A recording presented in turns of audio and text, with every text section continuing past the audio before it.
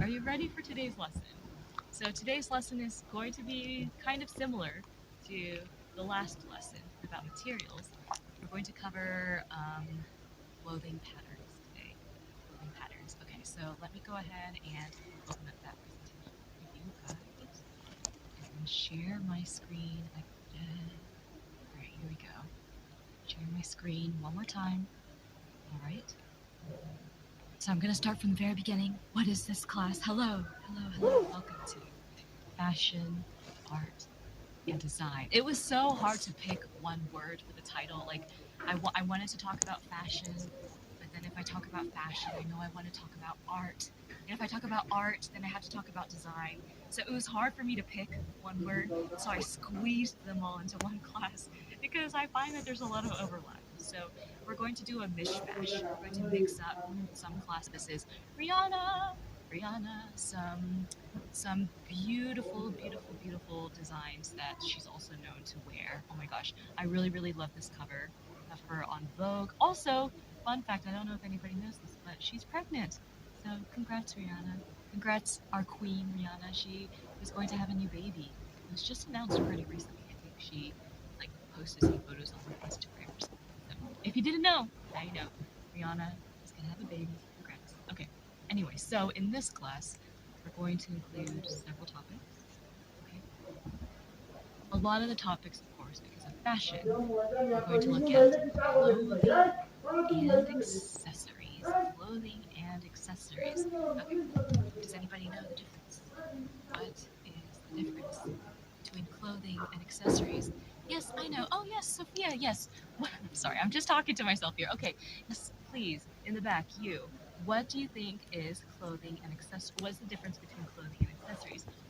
Well, I think the difference is clothing are the staples, they are the essential things that we put on our bodies to cover ourselves up and keep us warm. So, examples of clothing can include a shirt, socks, pants, jacket, maybe I don't know if shoes are essential. I think shoes kind of go under accessories, which leads me to what are accessories. So accessories are things that we also put on our bodies but are not necessarily essential to our survival. So we won't die if we don't wear accessories. Examples of accessories might include a hat, maybe shoes, a backpack. You can see in this photo, this little mannequin is wearing a backpack, scarf, jewelry like necklaces, bracelets, glasses. Glasses are an accessory. I mean, technically, these are essential to me. In the zombie apocalypse, I would definitely die if I don't have these glasses. I would be the first one to go in a zombie apocalypse. So I need my glasses, but some people might argue that they are accessories. So we're going to look at some of this, mostly for vocabulary and but also for fun chit chat. All right, another topic that this class will include is interior design. Interior design. I'm kind of curious what you guys might find to be more pleasing to you. So this is kind of an interesting test psychologically. Well, maybe not psychologically, but just overall personality test, right? Which design do you tend to prefer? I thought this was kind of a really cool side-by-side comparison. So we've got, they're both pretty modern, but maybe the one on the left is a little bit more classic. The one on the right feels very modern, like you can see with this lamp up here, and the shape of this couch back here. And this one on the left, it kind of looks like a cottage, like a French country town house or something like that.